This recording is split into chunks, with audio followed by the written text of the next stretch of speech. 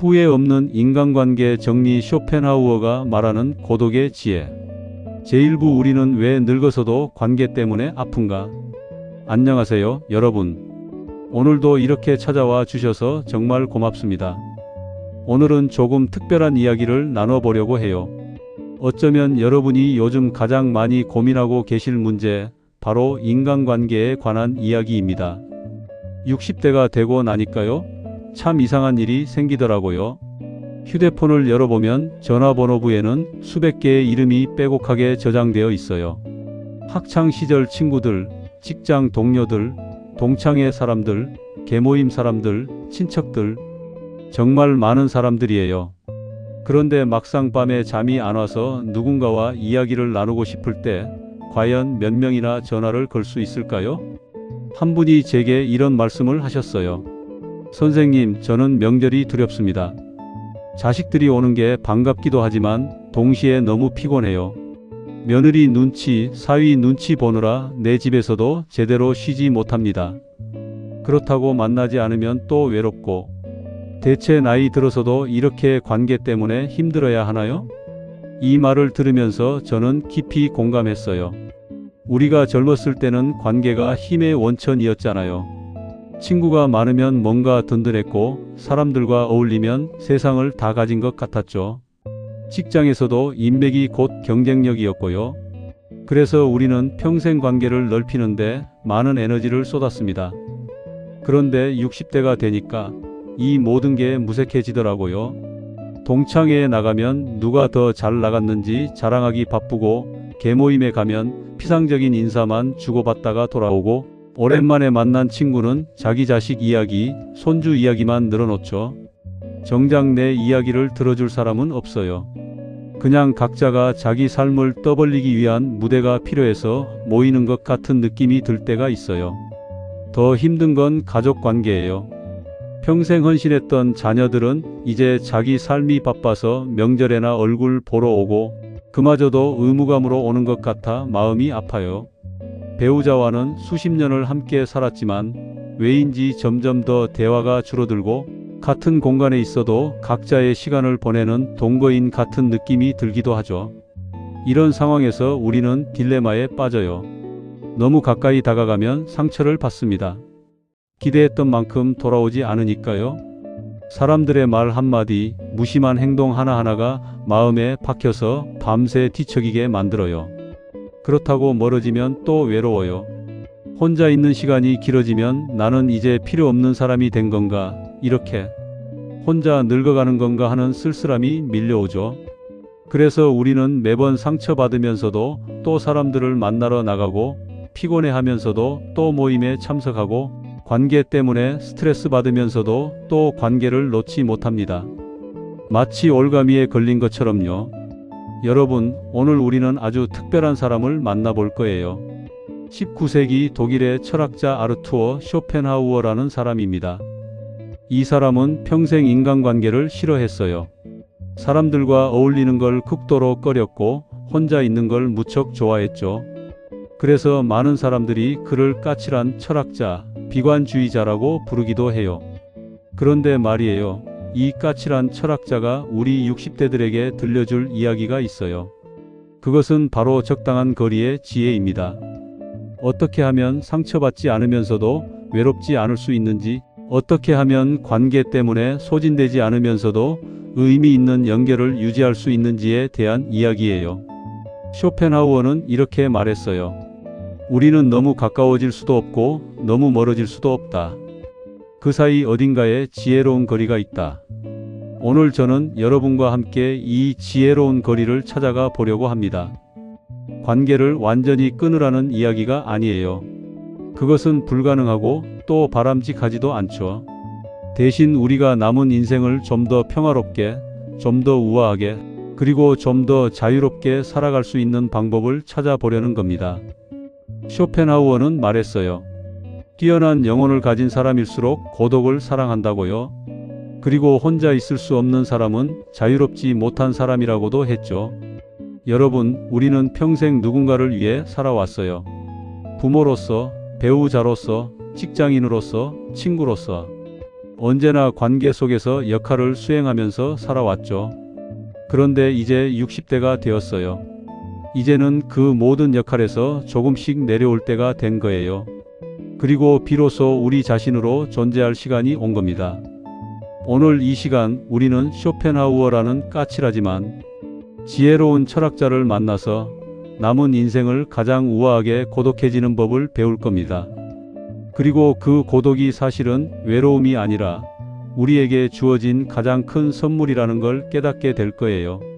자, 그럼 이제 쇼펜하우어가 들려주는 아주 유명한 이야기 하나를 들어볼까요? 바로 고슴도치 우화입니다. 제이브 쇼펜하우어의 통찰 마이너스 고슴도치 딜레마의 진실. 쇼펜하우어는 그의 책 소품과 부록에서 아주 인상적인 우화를 하나 들려줍니다. 이야기는 이렇게 시작돼요. 추운 겨울 날이었어요. 눈이 펑펑 내리고 바람이 매섭게 불던 날이었죠. 숲속에 고슴도치 한 무리가 살고 있었는데 너무나 추워서 얼어 죽을 것 같았어요. 고슴도치들은 본능적으로 알았죠. 우리가 함께 모여야 추위를 이겨낼 수 있다는 걸요. 그래서 고슴도치들은 서로에게 다가갔어요. 체온을 나누기 위해서요. 서로의 온기가 필요했으니까요. 하지만 가까이 다가갈수록 문제가 생겼어요. 고슴도치들의 몸에는 날카로운 가시가 돋아 있었거든요. 서로 가까이 붙을수록 서로의 가시에 찔려서 아파했어요. 아야! 고슴도치들은 아픔을 참을 수 없어서 다시 흩어졌어요. 서로에게서 멀어졌죠.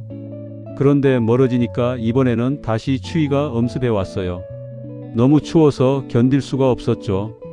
그래서 또다시 서로에게 다가갔어요.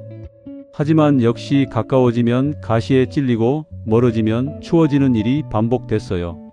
이 과정이 여러 번 반복된 끝에 고슴도치들은 마침내 깨달았어요. 너무 가깝지도 않고 너무 멀지도 않은 딱 적당한 거리가 있다는 걸요. 서로의 온기는 느낄 수 있지만 가시에 찔리지는 않는 그런 거리 말이에요. 쇼펜하우어는 이 우화를 통해 인간관계의 본질을 설명했어요. 우리 인간도 고슴도치와 똑같다는 거예요. 우리는 혼자 살 수 없어요. 다른 사람의 온기가 필요하죠. 사랑받고 싶고 이해받고 싶고 함께하고 싶어요. 특히 추운 겨울 같은 인생의 어려운 시기에는 더욱 그렇죠. 그래서 우리는 사람들에게 다가가요. 가족에게, 친구에게, 동료에게. 하지만 가까워질수록 문제가 생겨요. 우리에게도 고슴도치의 가시처럼 날카로운 부분들이 있거든요. 우리의 성격, 습관, 가치관, 욕구. 이런 것들이 서로 부딪히면서 상처를 주고받게 돼요. 여러분도 경험해 보셨을 거예요. 결혼 초기에는 배우자와 모든 것을 함께하고 싶었죠. 24시간 붙어 있어도 좋았어요. 그런데 시간이 지나면서 작은 습관 하나하나가 신경 쓰이기 시작했어요. 밥 먹는 소리, 코 고는 소리, TV 보는 취향, 돈 쓰는 방식. 처음에는 사소했던 것들이 점점 크게 느껴지더라고요. 자녀들도 마찬가지예요. 어릴 때는 그렇게 붙어 지내도 좋았는데 아이들이 크면서 각자의 생각이 생기고 충돌하기 시작하죠. 우리가 원하는 삶의 방식과 아이들이 원하는 방식이 달라요. 우리는 부모로서 걱정돼서 하는 말이라고 하지만 아이들은 간섭이라고 느끼죠. 친구 관계도 그래요. 처음에는 죽이 잘 맞았는데 자주 만나다 보면 서로의 단점이 보이기 시작해요. 누군가는 항상 자기 이야기만 하고 누군가는 돈 문제에 예민하고 누군가는 약속 시간을 잘 안 지키죠. 이런 것들이 쌓이다 보면 어느 순간 이 사람과 만나는 게 즐겁지 않네 하는 생각이 들어요. 젊었을 때 우리는 이런 가시들을 참았어요. 사람 사는 게 다 그렇지 뭐 하면서 넘어갔죠. 관계를 유지하는 게 중요했으니까요. 직장 생활을 해야 했고 아이들을 키워야 했고 사회생활을 해야 했으니까 어느 정도의 불편함은 감수했어요. 그런데 60대가 되고 나니까 달라졌어요. 이제는 그럴 에너지가 없어요. 참을 인내심도 견딜 체력도 예전 같지 않아요. 그리고 무엇보다 이제는 왜 내가 참아야 하지? 라는 생각이 들기 시작하는 거예요. 평생 참고 살았는데 이제 좀 편하게 살고 싶잖아요. 눈치 보지 않고 억지로 웃지 않고 하기 싫은 일은 하지 않고 그냥 내가 원하는 대로 살고 싶은 거예요. 쇼펜하우어는 이걸 아주 정확하게 꿰뚫어 봤어요. 그는 이렇게 말했어요. 인간은 본질적으로 고독한 존재다. 우리는 각자의 세계 속에 갇혀 있고 진정으로 다른 사람을 이해할 수도 이해받을 수도 없다. 처음 이 말을 들으면 너무 비관적으로 들릴 수 있어요. 하지만 곰곰이 생각해보면 이건 사실이에요. 아무리 가까운 사이라도 100% 서로를 이해할 수는 없어요. 부부가 수십 년을 함께 살아도 배우자의 머릿속을 완전히 들여다볼 수는 없죠. 자식이라고 해도 마찬가지예요. 내 배 아파서 낳은 자식이지만 그 아이의 생각과 감정을 전부 알 수는 없어요.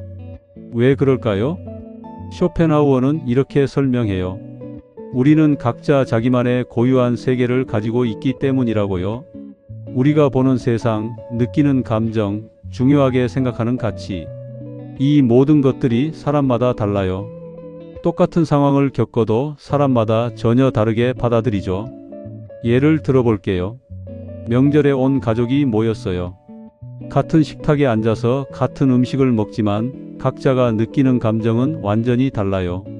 시어머니는 이렇게 가족이 모여서 좋다고 생각하고 며느리는 빨리 끝났으면 좋겠다고 생각해요.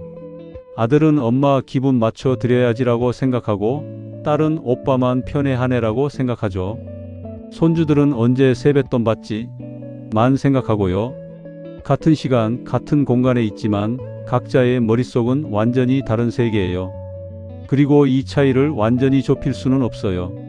쇼펜하우어는 여기서 한 발 더 나아가요. 그는 이렇게 말해요. 대부분의 사회적 관계는 허구다.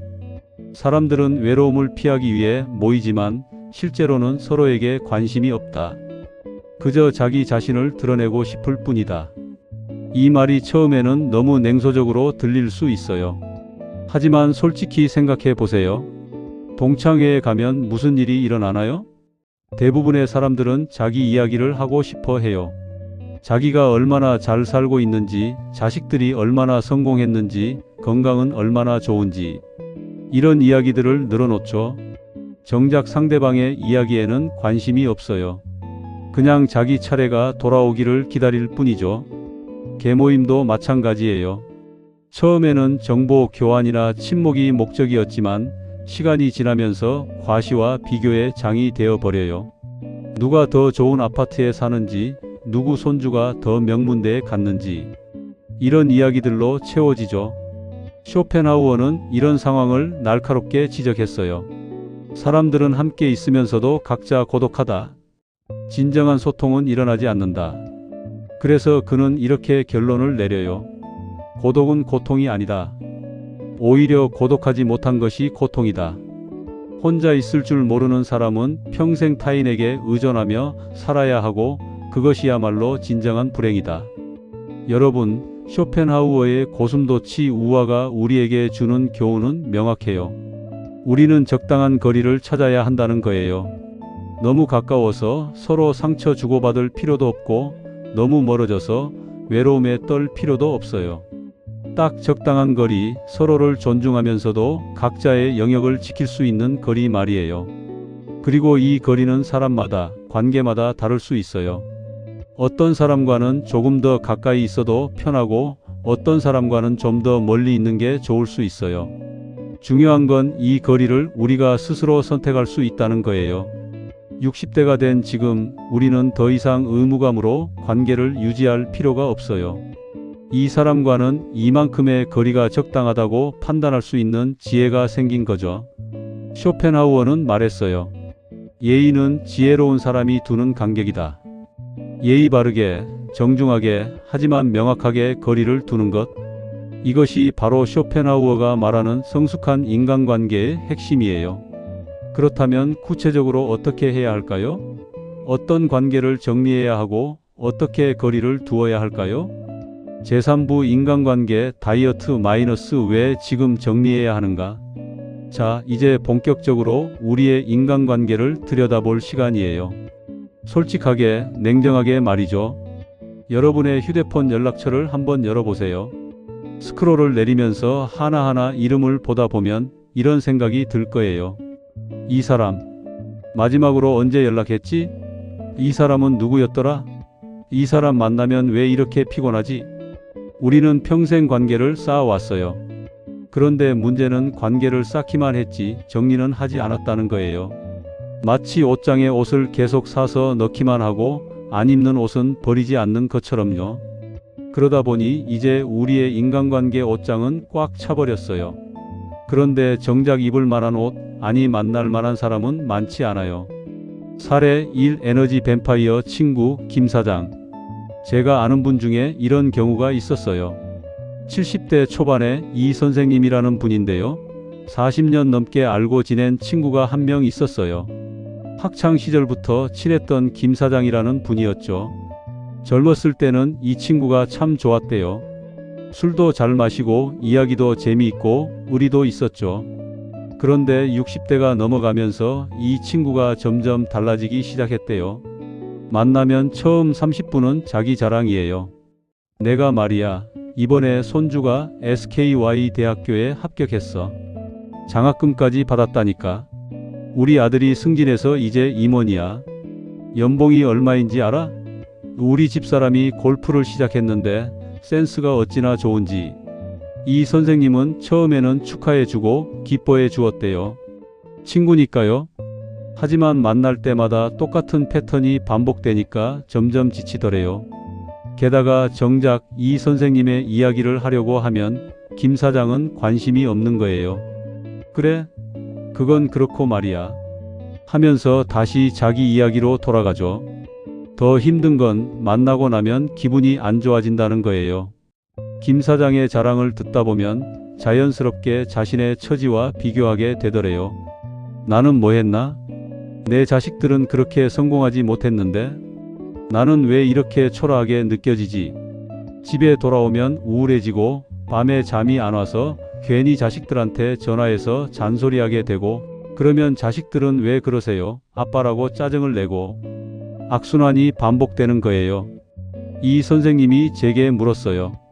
선생님, 40년 지기 친구인데 그냥 만나지 말아야 할까요? 그런데 안 만나면 또 의리 없다고 할 것 같고 나도 왠지 죄책감이 들고. 여러분, 이게 바로 우리 60대들이 겪는 전형적인 딜레마예요. 쇼펜하우어는 이런 관계를 뭐라고 했을까요? 그는 이렇게 말했어요. 어리석은 사람들은 대화를 통해 자신을 드러내려고만 한다. 그들에게 타인은 청중일 뿐이지 대화의 상대가 아니다. 김 사장 같은 사람이 바로 이런 경우예요. 이 사람은 친구가 필요한 게 아니라 자신의 성공을 과시할 관객이 필요한 거예요. 이 선생님은 친구가 아니라 청중이 되어버린 거죠. 이런 관계는 우리의 에너지를 빨아먹어요. 심리학에서는 이런 사람들을 에너지 뱀파이어라고 불러요. 만나고 나면 왠지 모르게 기운이 빠지고 우울해지고 자존감이 떨어지는 그런 사람들이요. 그리고 60대가 되면 우리는 더 이상 이런 관계를 유지할 에너지가 없어요. 젊었을 때는 뭐 친구니까 하면서 넘어갈 수 있었지만 이제는 그럴 여유가 없어요. 우리에게 남은 시간과 에너지는 한정되어 있고 그걸 소중하게 써야 하거든요. 사례 2 의무감으로 나가는 동창회의 피로감. 또 다른 분의 이야기를 들려드릴게요. 65세 박 여사님의 이야기예요. 박 여사님은 매달 한 번씩 고등학교 동창회에 나갔어요. 30년 넘게 이어온 모임이었죠. 처음에는 정말 즐거웠대요. 오랜만에 만나는 친구들, 옛날 이야기, 추억 공유. 너무 좋았죠. 그런데 시간이 지나면서 이 모임이 점점 부담스러워지기 시작했어요. 첫째, 항상 똑같은 이야기가 반복됐어요. 야, 너 기억나? 고3 때 우리가 야자 빠져나와서. 이런 이야기를 벌써 몇십 번을 들은 건지 모르겠대요. 처음에는 웃으면서 들었지만 이제는 그냥 입이 근질거릴 때 하는 말처럼 느껴지는 거예요. 둘째, 모임 분위기가 미묘하게 경쟁적이 되었어요. 누가 더 좋은 차를 타고 왔는지, 누구 남편이 더 높은 직급까지 갔는지, 누구 자식이 더 좋은 회사에 다니는지. 겉으로는 덤덤하게 이야기하지만 속으로는 다들 비교하고 있다는 게 느껴졌대요. 셋째, 박 여사님 자신이 변했어요. 예전에는 이런 모임이 즐거웠는데 이제는 집에서 혼자 책 읽거나 드라마 보는 게 훨씬 편하더래요. 억지로 화장하고 옷 입고 나가서 몇 시간씩 앉아 있는 게 피곤한 거예요. 어느 날 박 여사님이 용기를 내서 한번 빠져봤대요. 이번 달은 몸이 안 좋아서 못 갈 것 같아라고 연락을 했죠. 그랬더니 마음이 너무 편하더래요. 그날 저녁에 집에서 편안하게 차 한 잔 마시면서 창밖을 바라보는데 아, 이게 행복이구나 싶었대요. 그런데 다음 모임 날이 되자 단체 카톡방에 메시지가 왔어요. 야, 박 여사, 왜 요즘 안 나와? 바쁜 거 알지만 그래도 한 달에 한 번은 나와야지. 우리가 얼마나 오래된 친구인데. 박 여사님은 죄책감이 들었대요. 맞아, 나만 편하자고 30년 지기 친구들을 저버리면 안 되지. 그래서 다음 모임에는 나갔어요. 그런데 나가서 앉아있는 내내 나는 왜 여기 있지? 나는 지금 뭐 하는 거지? 라는 생각뿐이더래요. 집에 돌아와서 거울을 보니까 얼굴에 피곤함이 가득했대요. 그리고 이런 생각이 들었대요. 내가 남은 인생을 이렇게 의무감으로 살아야 하나? 여러분, 박 여사님의 고민이 낯설지 않으시죠? 우리는 의리, 우정, 예의 같은 단어에 묶여서 정작 우리 자신은 불행한 채로 관계를 유지하고 있어요. 쇼펜하우어는 이런 상황을 이렇게 표현했어요. 대부분의 사람들은 혼자 있는 것을 두려워한다. 그래서 의미 없는 사교 활동에 자신을 내던진다. 하지만 그것은 외로움을 해결하는 게 아니라 외로움을 회피하는 것일 뿐이다. 우리가 동창회나 계모임에 나가는 진짜 이유가 뭘까요? 정말 그 사람들이 그리워서일까요? 아니면 혼자 있는 게 두려워서 혹은 나는 여전히 사회적 관계가 있는 사람이라는 걸 확인하고 싶어서일까요? 솔직히 말하면 후자인 경우가 많아요. 우리는 모임에 나가지 않으면 왠지 소외되는 것 같고 뒤처지는 것 같고 외로운 사람이 되는 것 같은 두려움을 느껴요. 하지만 쇼펜하우어는 이렇게 말해요. 진정한 외로움은 혼자 있을 때가 아니라 의미 없는 사람들과 함께 있을 때 느껴진다. 사례 3 계모임에 숨겨진 스트레스. 한 가지 사례를 더 들어볼게요. 68세 정 사장님의 이야기예요. 정 사장님은 20년째 계모임을 하고 있었어요. 매달 50만원씩 넣는 모임이었는데 원래는 경조사비도 모으고 여행 자금도 만들고 서로 돕자는 취지로 시작했어요. 처음 10년은 정말 좋았대요.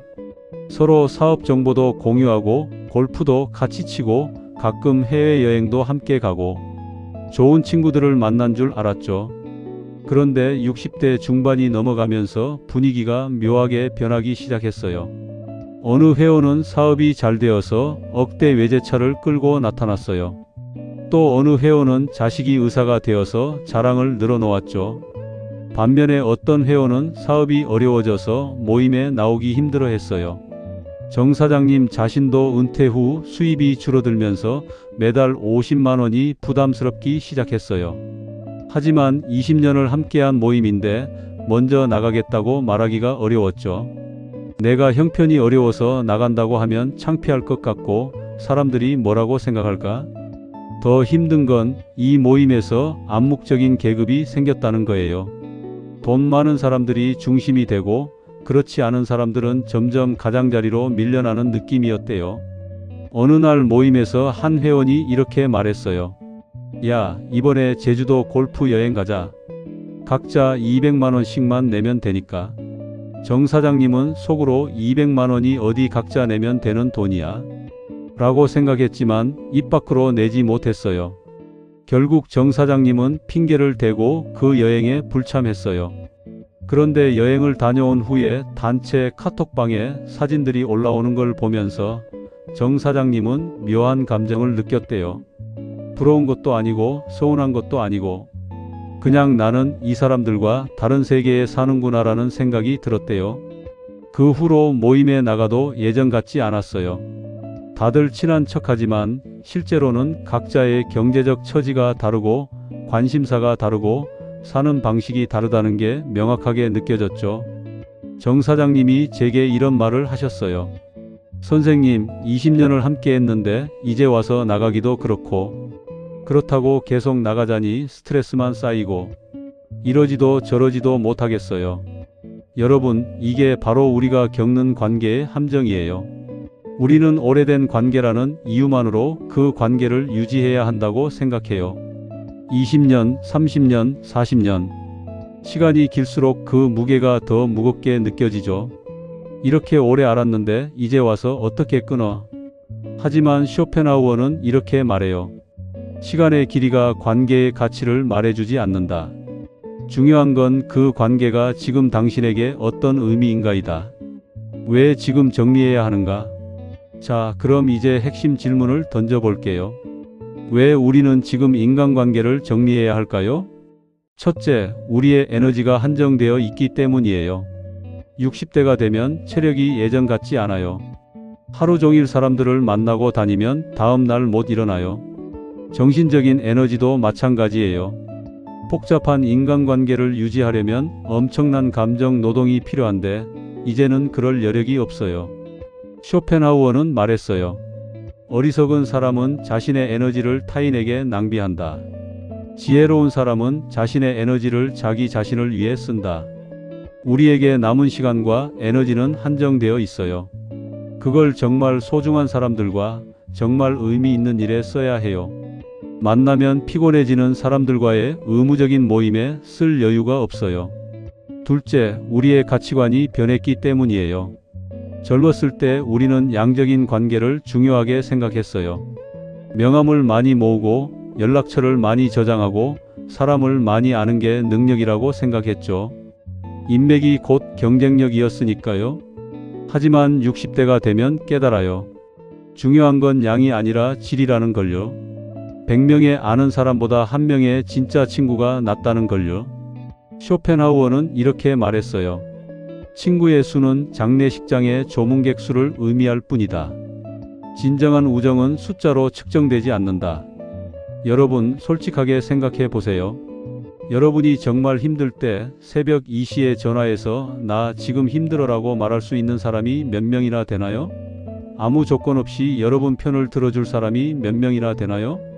아마 한 손에 꼽을 거예요. 어쩌면 손가락 하나로도 충분할지 몰라요. 그리고 그것으로 충분해요. 셋째, 우리의 건강을 위해서예요. 스트레스는 만병의 근원이라고 하잖아요. 그리고 60대 이후에는 특히 스트레스 관리가 중요해요. 혈압, 혈당, 심장 모든 게 스트레스에 민감하게 반응하거든요. 그런데 의무적인 인간관계는 엄청난 스트레스를 만들어요. 만나기 전부터 오늘 또 무슨 이야기를 들어야 하나 걱정되고 만나고 나면 왜 나만 기분이 안 좋지 우울해지고 집에 와서도 계속 그 생각이 나서 잠을 설치게 돼요. 쇼펜하우어는 말했어요. 건강은 모든 것의 기초다. 건강을 해치는 관계는 과감히 버려라. 넷째, 우리에게 이제 정말로 중요한 것들에 집중할 시간이 왔기 때문이에요. 60대가 되면 깨달아요. 인생이 무한하지 않다는 걸요. 우리에게 남은 시간이 생각보다 많지 않다는 걸요. 그렇다면 그 시간을 어떻게 쓸 것인가가 정말 중요해지죠. 정말 하고 싶었던 취미, 읽고 싶었던 책, 가보고 싶었던 곳, 배우고 싶었던 것들. 이제는 이런 것들을 할 시간이에요. 의미 없는 관계에 시간을 빼앗기기에는 우리의 시간이 너무 아까워요. 쇼펜하우어는 이렇게 말했어요. 인생의 후반부는 정리의 시간이다. 불필요한 것을 덜어내고 본질에 집중하는 시간이다. 제4부 지혜로운 거리두기 마이너스 싸우지 않고 우아하게 멀어지는 기술. 자, 그렇다면 이제 가장 실질적인 부분으로 들어가 볼까요? 알겠어요. 관계를 정리해야 한다는 건 이해했어요. 그런데 대체 어떻게요? 많은 분들이 이 부분에서 막히세요. 이론적으로는 이해가 되는데 실제로 실천하기가 어려운 거죠. 특히 우리 세대는 예의, 체면, 의리 같은 가치를 중요하게 생각하며 살아왔기 때문에 관계를 정리하는 게 마치 무례하거나 비도덕적인 일처럼 느껴지기도 해요. 하지만 쇼펜하우어는 명확하게 말해요. 예의는 지혜로운 사람이 두는 간격이다. 무례한 것은 거리를 두는 것이 아니라 상대에게 거짓된 기대를 주는 것이다. 다시 말해, 정중하게, 명확하게, 우아하게 거리를 두는 것은 오히려 성숙한 태도라는 거예요. 자, 그럼 구체적인 방법들을 하나씩 살펴볼게요. 실천 방법 1. 정중한 거절의 매뉴얼. 먼저 가장 기본이 되는 것, 바로 거절하는 법을 배워야 해요. 우리 세대는 거절을 잘 못해요. 안 된다는 말이 입에서 잘 안 나와요. 그래서 하고 싶지 않은 약속도 승낙하고, 가기 싫은 모임도 참석하고, 듣기 싫은 전화도 받아요. 그리고 나중에 후회하죠. 제가 아는 한 분은 이런 경우였어요. 67세 최 선생님인데 매주 일요일마다 고등학교 동문들이 등산 모임을 한대요. 최 선생님은 사실 등산을 그다지 좋아하지 않아요. 무릎도 안 좋고 일요일 아침 일찍 일어나는 것도 힘들어요. 하지만 매주 오늘 나와라는 전화가 오면 거절을 못하는 거예요. 어느 주에 정말 몸이 안 좋아서 이번 주는 못 갈 것 같아라고 했더니 친구들이 야, 너 요즘 왜 그래? 우리가 싫어진 거야? 라고 하더래요.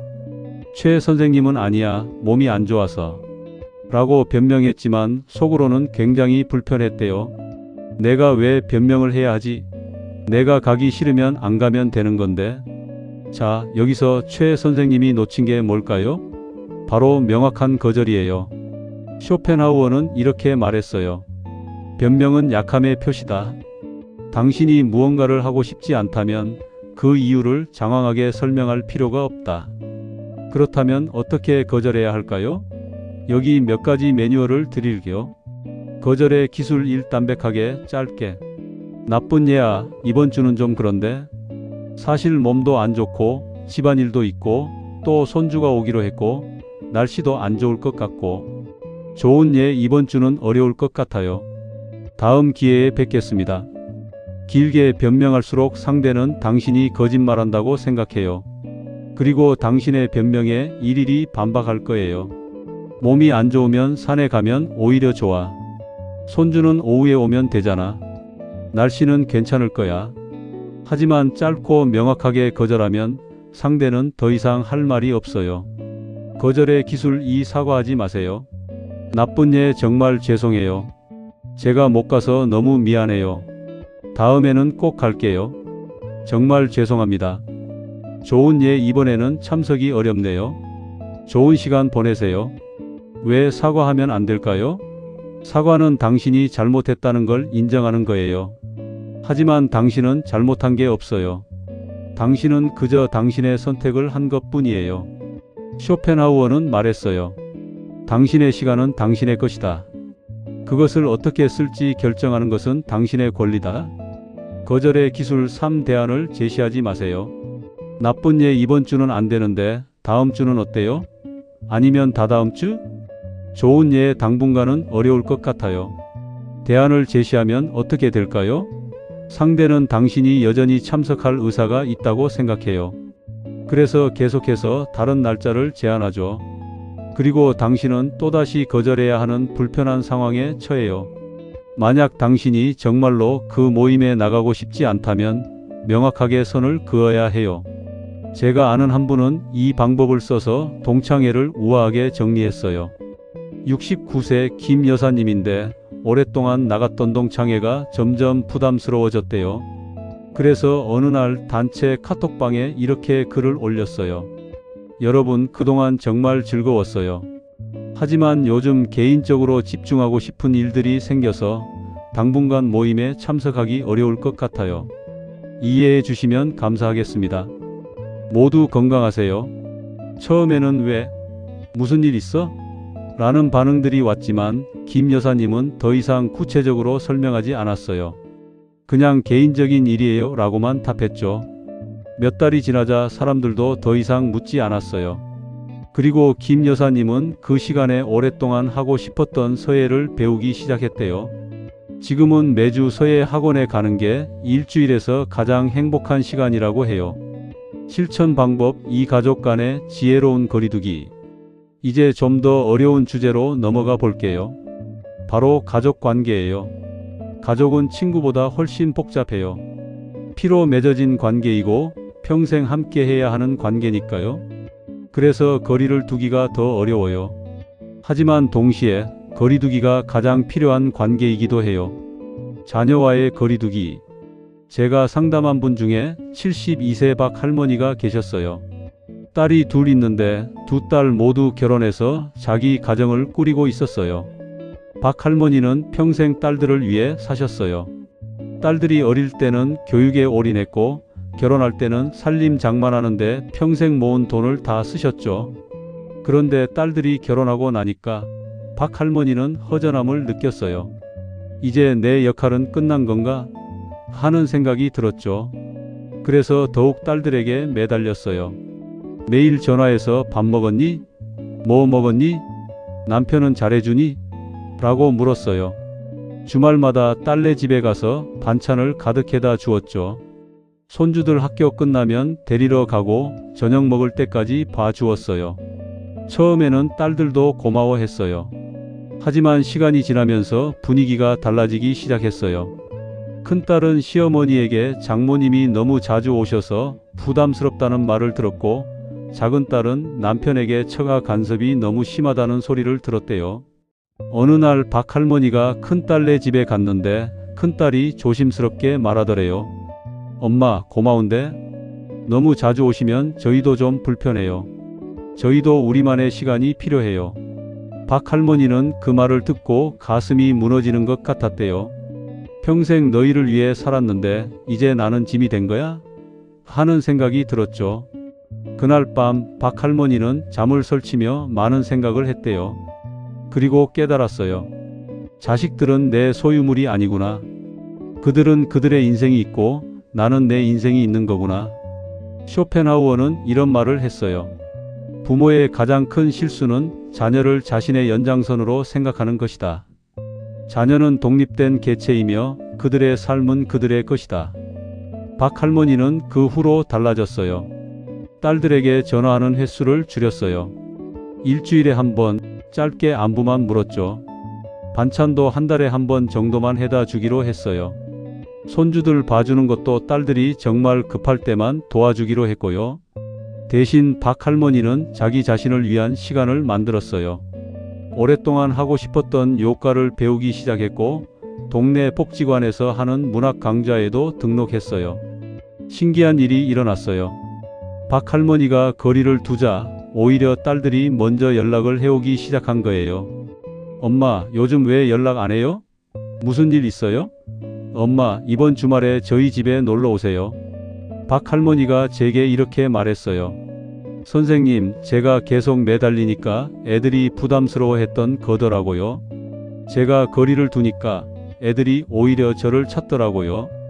그리고 만났을 때 예전보다 훨씬 편하고 좋아요. 이게 바로 쇼펜하우어가 말한 적당한 거리의 마법이에요.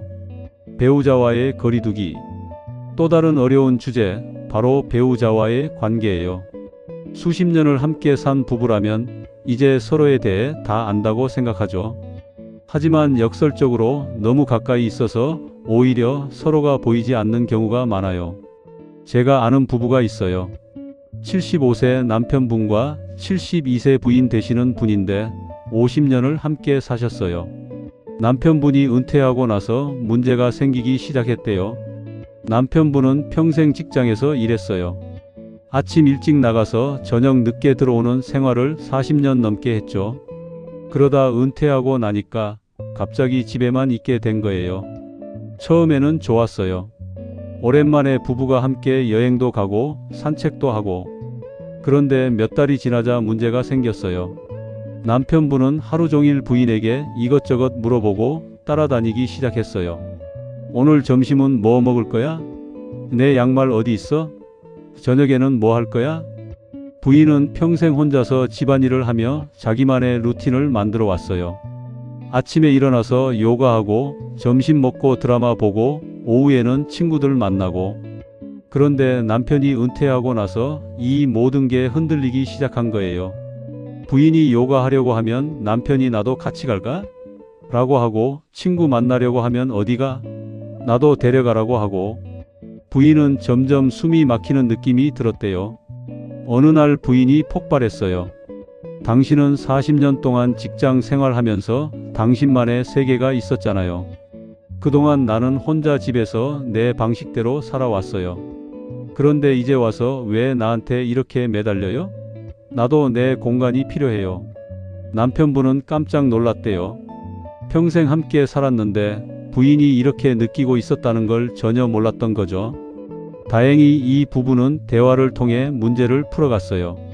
서로에게 독립된 시간이 필요하다는 걸 인정했죠. 이제 남편분은 오전 시간을 혼자 보내요. 동네 도서관에 가서 신문도 읽고 공원에서 산책도 하고 때로는 혼자 카페에 앉아서 커피도 마시죠. 부인도 오전에는 자기 일을 해요. 요가도 하고 친구들도 만나고요. 그리고 점심때 집에서 만나서 함께 식사를 해요. 그때 서로의 아침 이야기를 나누죠. 오후에도 각자의 시간을 보내고 저녁에 다시 만나서 함께 TV를 보거나 대화를 나눠요. 남편분이 제게 이렇게 말했어요. 처음에는 부인이 나를 싫어하는 건가 하는 생각이 들었어요. 하지만 지금은 알아요. 각자의 시간을 가지니까 오히려 함께 있을 때가 더 좋더라고요. 할 이야기도 많아지고 서로에게 더 친절해지고. 쇼펜하우어는 이렇게 말했어요. 가장 가까운 사람에게도 거리가 필요하다. 그 거리가 존중이다.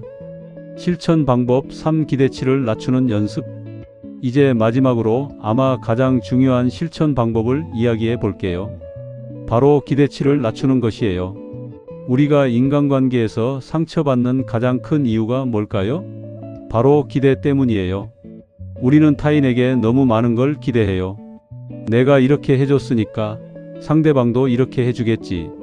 우리가 이렇게 오래 알았는데 나를 이해해 주겠지. 가족인데 내 편을 들어주겠지. 하지만 현실은 다르죠. 상대방은 우리가 기대한 만큼 반응하지 않아요. 그러면 우리는 실망하고 상처받고 화가 나요. 쇼펜하우어는 이렇게 말했어요. 타인에게 기대하는 것은 스스로를 불행하게 만드는 가장 확실한 방법이다. 제가 아는 한 분은 이 깨달음을 얻는데 70년이 걸렸대요. 73세 이 할아버지인데 평생 사람들에게 실망하며 살아오셨대요. 젊었을 때는 친구들에게 기대를 많이 했어요. 우리가 친구잖아. 내가 힘들 때 도와주겠지. 하지만 정작 힘들 때 아무도 없더래요. 직장 생활할 때는 동료들에게 기대했어요. 내가 이렇게 열심히 일하면 인정해 주겠지. 하지만 인정받기는커녕 질투와 시기만 받았죠. 자식들에게도 기대했어요. 내가 이렇게 희생하며 키웠는데 나를 잘 모셔주겠지. 하지만 자식들은 자식들 인생 사느라 바빴어요. 이 할아버지는 평생 이런 식으로 기대하고 실망하고 상처받고를 반복하셨대요. 그러다 70대가 되어서야 깨달았어요. 아, 내가 틀렸구나. 사람들이 나쁜 게 아니라 내가 너무 많이 기대한 거구나. 그 후로 이 할아버지는 달라졌어요. 더 이상 타인에게 기대하지 않기로 했죠. 친구가 생일을 챙겨주지 않아도 괜찮아요. 원래 사람들은 남의 생일을 잘 기억하지 못하니까요. 자식들이 자주 연락하지 않아도 괜찮아요. 자식들은 자식들 인생이 바쁘니까요. 배우자가 내 마음을 100% 이해하지 못해도 괜찮아요. 수십 년을 함께 살아도 서로의 머릿속을 다 알 수는 없으니까요. 이 할아버지가 제게 이렇게 말했어요. 선생님, 기대를 내려놓으니까 오히려 더 많은 걸 받게 되더라고요. 작은 친절에도 감사하게 되고 사소한 관심에도 감동하게 되고 예전에는 당연하게 생각했던 것들이 이제는 다 고마워요. 쇼펜하우어는 이렇게 말했어요. 행복의 비결은 많이 얻는 것이 아니라 적게 기대하는 것이다. 그렇다면 구체적으로 어떻게 기대치를 낮출 수 있을까요? 기대치 낮추기 1. 당연함을 버리세요. 가족이니까 당연히 내 편을 들어줘야지. 친구니까 당연히 내 전화를 받아줘야지. 이렇게 해줬으니까 당연히 보답해야지. 이 세상에 당연한 건 없어요. 모든 것은 선택이고 선물이에요. 누군가가 당신에게 친절을 베풀었다면 그것은 그 사람의 선택이에요. 의무가 아니에요. 기대치 낮추기 2. 주는 것과 받는 것을 분리하세요. 우리는 종종 내가 이렇게 해줬으니까 상대방도 이렇게 해줘야 한다고 생각해요. 하지만 이것은 거래예요. 진정한 관계가 아니에요. 쇼펜하우어는 말했어요. 진정한 선물은 보답을 기대하지 않는 것이다. 당신이 누군가에게 무언가를 해주었다면 그것으로 끝이에요. 상대방이 보답하든 말든 그것은 상대방의 선택이에요. 기대하지 마세요. 기대치 낮추기 3. 사람들은 당신이 생각하는 만큼 당신을 생각하지 않아요. 이건 받아들이기 힘든 진실이지만 사실이에요. 당신이 밤새 누군가 때문에 잠을 못 이루고 있을 때 그 사람은 편안하게 자고 있을 확률이 높아요. 당신이 누군가의 말 한마디에 하루 종일 상처받고 있을 때 그 사람은 이미 그 일을 까맣게 잊었을 거예요. 이게 잔인하게 들릴 수 있지만 사실은 해방이기도 해요. 사람들이 당신을 그렇게 신경 쓰지 않는다면 당신도 사람들의 시선을 그렇게 신경 쓸 필요가 없잖아요. 쇼펜하우어는 명쾌하게 말했어요. 사람들은 당신에게 관심이 없다. 그들은 자기 자신에게만 관심이 있다. 이 사실을 받아들이면 당신은 자유로워진다. 자, 여러분. 오늘 우리는 꽤 긴 여정을 함께 걸어왔어요. 쇼펜하우어라는 까칠한 철학자와 함께 인간관계의 본질을 들여다보고 거리두기의 기술을 배웠어요. 핵심을 정리하자면 이래요. 첫째, 적당한 거리는 존중이에요. 너무 가까워서 상처받을 필요도, 너무 멀어져서 외로울 필요도 없어요. 둘째, 거절은 권리예요. 당신은 당신의 시간과 에너지를 어떻게 쓸지 결정할 권리가 있어요. 셋째, 가족이라도 거리가 필요해요. 오히려 가까운 사람일수록 적당한 거리가 관계를 건강하게 만들어요. 넷째, 기대를 낮추세요. 타인에게 기대하지 않을 때 비로소 진정한 자유를 얻을 수 있어요. 제오부 고독의 재발견 혼자 있는 시간은 신이 준 선물이다. 자, 이제 우리는 가장 중요한 부분에 도달했어요. 지금까지 우리는 관계를 어떻게 정리하고 어떻게 거리를 둘 것인가에 대해 이야기했어요. 하지만 여기서 한 가지 질문이 남아요. 그래서 혼자 있으면 외롭지 않을까요? 이 질문 정말 중요해요. 왜냐하면 우리 대부분이 혼자 있는 것을 두려워하거든요. 평생 누군가와 함께 있는 것에 익숙해져 있어서 혼자가 되면 어떻게 해야 할지 모르는 거예요. 하지만 쇼펜하우어는 우리에게 전혀 다른 관점을 제시해요. 그는 이렇게 말했어요. 고독 살러투드와 외로움 롤리너스는 완전히 다르다. 외로움은 고통이지만 고독은 축복이다. 이 차이를 이해하는 것, 이것이 우리 인생의 후반부를 어떻게 살 것인가를 결정하는 열쇠예요. 고독과 외로움, 무엇이 다른가? 외로움이란 뭘까요? 외로움은 결핍이에요. 누군가가 곁에 있었으면 좋겠다는 갈망이에요. 혼자 있지만 혼자이고 싶지 않은 상태죠. 마음 한편이 텅 비어 있는 것 같고 무언가 채워지지 않는 느낌이 들어요. 하지만 고독은 달라요. 고독은 선택이에요. 나는 지금 혼자 있고 싶다는 능동적인 결정이에요. 혼자 있지만 충만한 상태죠. 마음이 평화롭고 오히려 누군가가 이 시간을 방해할까봐 조심스러운 그런 상태예요. 제가 아는 한 분의 이야기를 들려드릴까? 78세 장 할아버지의 이야기예요. 장 할아버지는 5년 전에 부인을 떠나보내셨어요. 50년을 함께 산 반려자였죠. 부인이 돌아가시고 처음 1년은 정말 힘들었대요. 집에 혼자 있으면 너무 외로웠어요. 부인이 밥 먹어요? 약 드셨어요? 하던 목소리가 들리는 것 같았고 부엌에서 반찬 만들던 소리가 그리웠대요. 장 할아버지는 그 외로움을 견디기 위해 매일 밖으로 나갔어요. 복지관에도 가고 동창회에도 나가고 개모임에도 참석했죠. 사람들과 함께 있으면 덜 외롭겠지 싶었어요. 하지만 이상한 일이 일어났어요. 사람들과 함께 있어도 여전히 외로웠던 거예요. 아니, 어쩌면 더 외로웠어요. 복지관에서 사람들과 화투를 치고 있는데 문득 나는 지금 뭐하고 있는 거지? 하는 생각이 들었대요. 동창회에 나가서 사람들과 이야기를 나누는데 진심으로 통하는 대화는 하나도 없더래요. 그저 시간을 때우기 위해, 외로움을 회피하기 위해 모여 있을 뿐이었어요. 어느 날 장 할아버지는 모든 모임을 다 쉬기로 결심했어요. 그냥 집에 있기로 한 거죠. 처음에는 무서웠대요. 이렇게 혼자 있으면 우울해지는 거 아닐까? 외로워서 못 견디는 거 아닐까? 하지만 신기한 일이 일어났어요. 처음 며칠은 텅 빈 집이 너무 조용하고 적막했어요. 그런데 일주일쯤 지나자 그 고요함이 불편하지 않더래요. 오히려 편안했어요. 아침에 일어나서 천천히 커피를 내리고 창가에 앉아서 해가 떠오르는 걸 바라보는데 이상하게 마음이 평화로웠대요.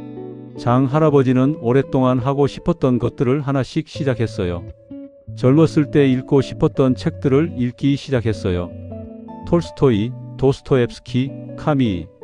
두꺼운 소설들을 시간에 쫓기지 않고 천천히 읽었어요. 글씨도 써 보았어요. 손주들에게 남겨줄 자서전을 쓰기 시작한 거예요. 자신의 어린 시절, 전쟁을 겪었던 이야기, 부인과 만나서 사랑에 빠졌던 이야기, 자식들을 키우며 힘들었던 일들, 하나하나 기억을 더듬으며 글로 남겼어요. 산책도 즐기기 시작했어요. 매일 오후 2시쯤 되면 동네 뒷산에 올랐어요. 다른 등산객들과 인사는 나누지만 길게 이야기하지는 않았어요. 그냥 혼자서 걸으면서 생각에 잠겼죠. 나무를 보고 새소리를 듣고 바람을 느끼면서요. 그렇게 6개월쯤 지났을 때 장 할아버지는 깨달았대요. 아, 나는 외롭지 않구나. 나는 고독한 거구나.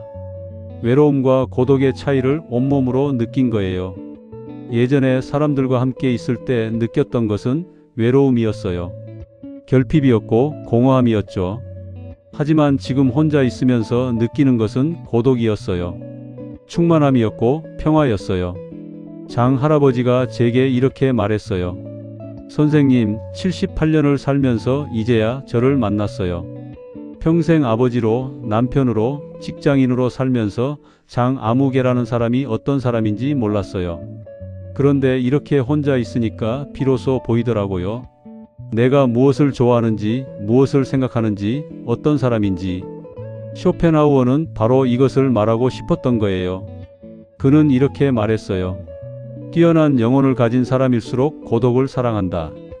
왜냐하면 고독 속에서만 자기 자신과 진정으로 만날 수 있기 때문이다. 60대의 특권 온전히 나로 존재할 수 있는 시간. 여러분 생각해 보세요. 우리는 평생 다른 사람의 시선을 의식하며 살았어요. 20대에는 부모님의 기대에 부응해야 했고, 30대에는 직장 상사의 눈치를 봐야 했고, 40대에는 자녀들의 모범이 되어야 했고, 50대에는 사회적 지위를 유지해야 했어요. 항상 누군가의 기준에 맞춰 살았죠. 이렇게 행동해야 품이 있다. 이렇게 말해야 교양이 있다. 이렇게 살아야 성공한 사람이다. 끊임없이 자신을 검열하고 조정하고 맞춰가며 살았어요. 하지만 60대가 되면 달라져요. 이제 우리는 대부분의 사회적 역할에서 은퇴했어요. 더 이상 직장 상사에게 인정받을 필요도 없고, 아이들도 다 자라서 부모 역할도 많이 줄었고, 사회적으로 증명해야 할 것도 별로 없어요. 이게 슬픈 일일까요? 아니에요. 이건 엄청난 자유예요. 쇼펜하우어는 이렇게 말했어요. 인생의 전반부는 타인을 위한 것이고 후반부는 자신을 위한 것이다. 이제 우리는 온전히 우리 자신으로 존재할 수 있어요. 아무도 우리를 평가하지 않아요. 아무도 우리에게 무언가를 요구하지 않아요. 우리는 그저 우리 자신이면 돼요. 아침에 일어나서 머리를 빗지 않아도 괜찮아요. 집에서 편한 옷만 입고 하루 종일 있어도 괜찮아요. 책을 읽다가 졸음이 오면 그냥 자도 괜찮아요. 누군가에게 연락하기 싫으면 안 해도 괜찮아요. 이 모든 것이 가능한 이유는 이제 우리에게 나 자신으로 있을 권리가 생겼기 때문이에요. 구체적 제안 혼자만의 정원을 가꾸는 방법. 그렇다면 구체적으로 어떻게 이 고독의 시간을 채워갈 수 있을까요?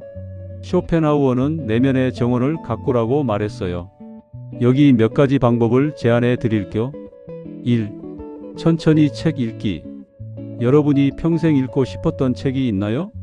두껍고 어려워 보여서 미뤄뒀던 책들 이제 읽어보세요. 중요한 건 끝내야 한다는 강박 없이 읽는 거예요. 하루에 10페이지만 읽어도 괜찮아요. 한 문장을 읽고 한참 동안 생각에 잠겨도 좋아요. 책을 읽다가 옛날 일이 떠올라서 한참 동안 그 기억에 빠져 있어도 괜찮아요. 쇼펜하우어 자신이 엄청난 독서가였어요. 그는 이렇게 말했어요. 책을 읽는다는 것은 다른 사람의 머리로 생각하는 것이다. 하지만 진정한 독서는 그 생각을 자신의 것으로 만드는 것이다. 책은 단순히 시간을 때우는 도구가 아니에요. 책은 우리의 사유를 깊게 만들고 우리의 내면을 풍요롭게 만들어요. 2. 천천히 걷기. 매일 산책하세요. 목적지가 있는 산책이 아니라 그냥 걷는 산책이요. 동네를 천천히 걸으면서 평소에 보지 못했던 것들을 보세요. 담벼락에 피어있는 작은 꽃, 대문 앞에 놓인 화분, 골목 고양이, 아이들의 웃음소리. 쇼펜하우어는 매일 오후 3시 30분이 되면 정확히 이 시간 동안 산책을 했대요. 비가 오나 눈이 오나 빠짐없이요. 그는 걸으면서 생각을 정리했고 그의 위대한 철학적 통찰들은 대부분 이 산책 시간에 나왔다고 해요. 걷는 것은 몸을 움직이는 것이지만 동시에 마음을 자유롭게 하는 일이에요. 3. 글쓰기. 꼭 책을 쓰라는 게 아니에요. 일기를 써도 좋고 손주들에게 보낼 편지를 써도 좋고 그냥 떠오르는 생각을 끄적여도 좋아요. 글을 쓴다는 것은 자신과 대화하는 거예요. 머릿속에 있던 생각들이 문자로 나오면서 구체화되고 정리되고 명확해져요.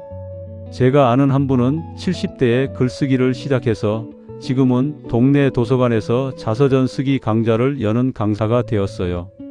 그분이 제게 이렇게 말했어요. 글을 쓰면서 제 인생을 돌아보니까 제가 생각보다 많은 것을 경험했고 많은 것을 이겨냈더라고요. 제 자신이 자랑스러워졌어요. 4. 사색하기. 아무것도 하지 않고 그냥 앉아서 생각에 잠기는 시간을 가지세요. 요즘 사람들은 이걸 너무 두려워해요. 가만히 있으면 불안해서 계속 스마트폰을 보고 TV를 켜고 뭔가를 해야 한다고 생각해요. 하지만 쇼펜하우어는 말했어요. 진정한 지혜는 고요 속에서 온다. 창가에 앉아서 멍하니 밖을 바라보세요. 어린 시절을 떠올려 보세요. 젊은 날의 꿈을 생각해 보세요. 지금까지 살아온 인생을 돌아보세요. 이런 사색의 시간이 우리를 더 깊은 사람으로 만들어요. 5. 작은 취미 갖기. 정원 가꾸기, 그림 그리기, 악기 연주, 사진 찍기. 무엇이든 좋아요. 중요한 건 잘하기 위해서가 아니라 즐기기 위해서 하는 거예요. 누구에게 보여주기 위한 것도 아니고 인정받기 위한 것도 아니에요. 그저 그 시간이 좋아서 그 활동이 즐거워서 하는 거예요. 쇼펜하우어는 음악을 무척 사랑했어요. 그는 매일 저녁 플루트를 연주했대요. 청중이 있어서가 아니라 그냥 자신이 좋아서요. 6. 자연과 함께하기. 도시에 살더라도 공원을 찾아가세요. 나무를 보고 새소리를 듣고 흙을 만지세요. 쇼펜하우어는 이렇게 말했어요. 자연은 거짓말을 하지 않는다. 인간의 세계는 가식과 위선으로 가득하지만 자연은 있는 그대로다. 자연 속에 있으면 우리의 마음도 자연스러워져요. 억지로 꾸미지 않아도 되고 연기하지 않아도 돼요. 그냥 있는 그대로의 우리 자신이 될 수 있어요. 고독이 주는 가장 큰 선물. 이 모든 활동들의 공통점이 뭘까요? 바로 나 자신과 함께 있는 시간이라는 거예요. 우리는 평생 다른 사람들과 함께 있었어요. 가족과 친구와 동료와. 하지만 정작 우리 자신과는 제대로 함께 있어 본 적이 없어요. 고독이 주는 가장 큰 선물은 바로 이거예요. 나 자신을 진정으로 알게 되는 것. 내가 무엇을 좋아하는지, 무엇을 싫어하는지, 내가 어떤 사람인지, 어떤 가치를 소중하게 생각하는지, 내 인생에서 정말 중요한 게 무엇인지, 무엇은 사실 중요하지 않았는지. 쇼펜하우어는 이렇게 말했어요. 자기 자신과 편안하게 지낼 수 있는 사람만이 진정으로 자유롭다. 여러분, 혼자 있는 시간을 두려워하지 마세요. 그 시간은 외로움이 아니라 자유예요. 공허함이 아니라 충만함이에요. 누군가는 이렇게 물을 수 있어요. 그래도 가끔은 외롭지 않나요? 물론이에요. 가끔은 외로울 수 있어요. 밤에 잠들기 전 옆에 누군가 있었으면 좋겠다고 생각할 수 있어요. 명절에 가족들이 다 모였으면 좋겠다고 바랄 수 있어요. 하지만 그 외로움은 예전과 다른 외로움이에요. 예전에는 결핍에서 오는 외로움이었지만 이제는 그리움에서 오는 외로움이에요. 결핍은 고통스럽지만 그리움은 아름다워요. 쇼펜하우어는 이렇게 말했어요. 완벽한 행복은 없다. 하지만 고독 속에서 찾은 평화는 어떤 관계도 줄 수 없는 것이다. 제6부 클로징 마이너스 당신은 혼자일 때 가장 빛난다. 여러분, 우리는 긴 여정을 함께 걸어왔어요. 쇼펜하우어라는 까칠하지만 지혜로운 철학자의 손을 잡고 인간관계의 미로를 헤쳐나왔죠. 이제 마지막으로 우리가 오늘 배운 것들을 정리해 볼까요? 오늘 우리가 발견한 것들. 첫째, 우리는 고슴도치 딜레마를 배웠어요. 너무 가까우면 서로를 찌르고 너무 멀면 추워요. 하지만 딱 적당한 거리가 있다는 것, 그리고 그 거리는 우리가 선택할 수 있다는 것을 알았어요. 둘째, 우리는 관계를 정리하는 법을 배웠어요. 에너지 뱀파이어 같은 사람들, 의무감으로 유지하는 모임들, 우리를 지치게 만드는 관계들. 이제 우리는 이런 것들을 정리할 수 있어요. 죄책감 없이 우아하게요. 셋째, 우리는 거리두기의 기술을 배웠어요. 정중하게 거절하는 법, 가족과도 건강한 거리를 유지하는 법, 기대치를 낮추는 법. 이 모든 것이 우리를 자유롭게 만들어요. 넷째, 우리는 고독과 외로움의 차이를 배웠어요. 외로움은 결핍이지만 고독은 선택이에요. 그리고 고독 속에서 우리는 비로소 우리 자신을 만날 수 있어요. 쇼펜하우어가 우리에게 남긴 메시지. 쇼펜하우어는 평생 고독을 사랑한 사람이었어요. 그는 결혼하지 않았고 가까운 친구도 많지 않았고 대부분의 시간을 혼자 보냈어요. 많은 사람들이 그를 불쌍하게 여겼죠. 저렇게 혼자 살면 외롭지 않을까? 하지만 쇼펜하우어 자신은 전혀 불쌍하지 않았어요. 오히려 그는 이렇게 말했어요. 나는 내 인생에 만족한다. 나는 내가 원하는 대로 살았고 내가 하고 싶은 것을 했다. 나는 누구에게도 빚지지 않았고 누구의 눈치도 보지 않았다. 이보다 더 자유로운 삶이 어디 있겠는가? 여러분, 쇼펜하우어가 우리에게 남긴 가장 중요한 메시지는 이거예요. 당신의 삶은 당신의 것이다. 너무나 당연한 말 같지만 우리는 이걸 자꾸 잊어버려요. 우리는 다른 사람들의 기대, 사회의 시선, 가족의 요구, 이런 것들에 맞춰 살다가 정작 우리 자신의 삶은 잃어버려요. 하지만 이제 60대가 되었어요. 이제는 정말로 우리 자신을 위해 살 때가 온 거예요. 당신은 혼자일 때 가장 빛난다. 제목에 적힌 이 말, 처음에는 이상하게 들릴 수 있어요. 혼자일 때 빛난다고? 그럼 다른 사람들이 있을 때는 빛나지 않는다는 건가? 그게 아니에요. 이 말의 진짜 의미는 이거예요. 다른 사람들과 함께 있을 때 우리는 종종 우리 자신을 잊어버려요. 상대방에게 맞추고 분위기를 읽고 적절하게 반응하느라 정작 우리 자신이 어디 있는지 모르게 돼요. 하지만 혼자 있을 때 우리는 온전히 우리 자신이에요. 아무것도 연기할 필요가 없고 아무것도 숨길 필요가 없어요. 그냥 있는 그대로의 우리예요. 그리고 그게 가장 아름다운 거예요. 꽃을 생각해 보세요. 꽃은 누가 보든 안 보든 피어나죠. 깊은 산속에 피어있는 야생화는 아무도 보지 않지만 그래도 아름답게 피어나요. 왜냐하면 그게 꽃의 본성이니까요. 우리도 마찬가지예요. 누가 인정해 주든 말든 누가 칭찬해 주든 말든 우리는 우리 자신으로 존재하는 것만으로도 충분히 가치 있어요. 쇼펜하우어는 이렇게 말했어요. 사람의 가치는 타인과의 관계에서 나오는 게 아니라 그 사람 자체에서 나온다. 관계에 연연하지 말고 스스로 꽉 찬 사람이 되세요. 여기 하나의 역설이 있어요. 우리가 관계에 집착할수록 좋은 관계는 멀어져요. 왜냐하면 우리의 필요함, 우리의 외로움, 우리의 공허함을 상대방이 채워주기를 바라기 때문이에요. 그리고 그건 상대방에게 너무 큰 짐이 돼요. 하지만 우리가 스스로 충만한 사람이 되면 역설적으로 좋은 사람들이 우리 곁에 머물러요. 왜냐하면 우리가 그들에게 무언가를 요구하지 않기 때문이에요. 우리는 그저 우리 자신으로 존재하고 그들도 그들 자신으로 존재하게 해주죠. 제가 아는 한 분은 이런 경험을 했대요. 80세 한 할머니인데 몇 년 전까지만 해도 자식들에게 엄청나게 집착하셨대요. 매일 전화하고 자주 찾아가고 자식들의 삶에 관여하려고 했죠. 자식들은 점점 부담스러워했고 연락도 뜸해졌어요. 할머니는 더 외로워졌고 더 집착하게 됐죠. 악순환이었어요. 그러다가 할머니가 결심을 했어요. 이제 내 인생을 살자. 자식들에게 연락하는 횟수를 줄이고 대신 자신을 위한 시간을 만들었어요. 노인대학에 등록해서 영어를 배우기 시작했고 동네 봉사활동에도 참여했어요. 그렇게 1년쯤 지났을 때 신기한 일이 일어났어요. 오히려 자식들이 먼저 연락을 해오기 시작한 거예요. 엄마, 요즘 왜 연락 없어요? 보고 싶어요. 그리고 만났을 때 자식들이 말했대요. 엄마, 요즘 표정이 밝아지셨어요. 뭔가 좋은 일 있으세요? 할머니가 자식들에게 의존하지 않고 스스로 행복해지니까 오히려 자식들이 엄마를 찾게 된 거예요. 쇼펜하우어는 이렇게 말했어요.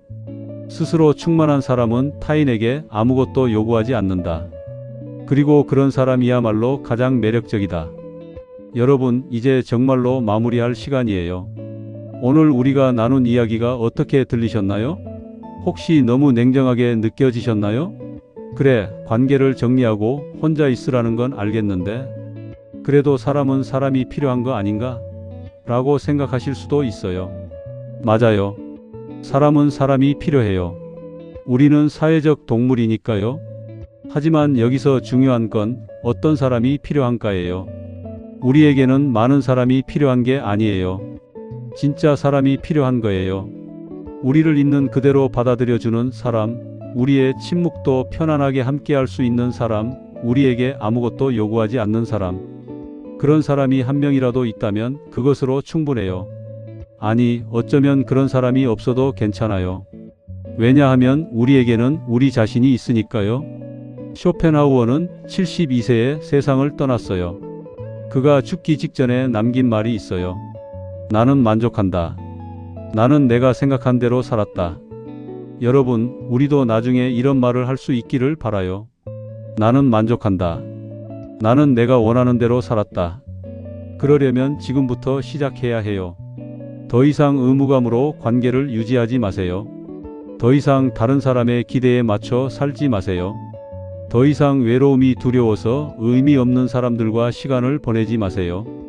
대신 이렇게 하세요. 아침에 일어나서 창문을 열고 깊게 숨을 들이쉬세요. 오늘도 내가 살아있구나. 오늘도 나를 위한 하루가 시작되는구나. 하고 싶은 일을 하세요. 읽고 싶은 책을 읽고, 듣고 싶은 음악을 듣고, 걷고 싶은 길을 걸으세요. 혼자 있는 시간을 즐기세요. 그 시간이 외롭게 느껴지면 그건 아직 당신이 당신 자신과 친해지지 못했기 때문이에요. 시간을 주세요. 당신 자신과 친구가 되는데 시간이 필요해요. 그리고 가끔 정말 마음이 통하는 사람을 만나면 진심으로 그 시간을 즐기세요. 하지만 그 사람이 없어도 괜찮다는 걸 알고 있으세요. 왜냐하면 당신에게는 당신이 있으니까요. 쇼펜하우어의 마지막 말을 다시 한번 기억해 주세요. 혼자 있을 수 있는 사람만이 진정으로 자유롭다. 여러분은 이제 자유로워질 자격이 있어요. 평생 의무를 다하며 사셨잖아요. 이제는 당신을 위해 살 시간이에요. 관계 때문에 고민하지 마세요. 외로움 때문에 불안해하지 마세요. 당신은 혼자여도 충분히 빛나는 사람이에요. 아니, 어쩌면 혼자일 때 가장 빛나는 사람이에요. 오늘 밤 잠들기 전에 거울을 보세요. 그리고 그 안에 비친 사람에게 말해주세요. 고생 많았어. 이제 편하게 살자. 너는 이미 충분히 잘했어. 여러분, 오늘도 이 긴 이야기를 끝까지 들어주셔서 정말 감사합니다. 부디 편안한 밤 되시고 내일 아침에는 조금 더 자유로운 마음으로 눈을 뜨시길 바랍니다. 당신은 혼자여도 괜찮아요. 아니, 혼자여서 더 아름다워요.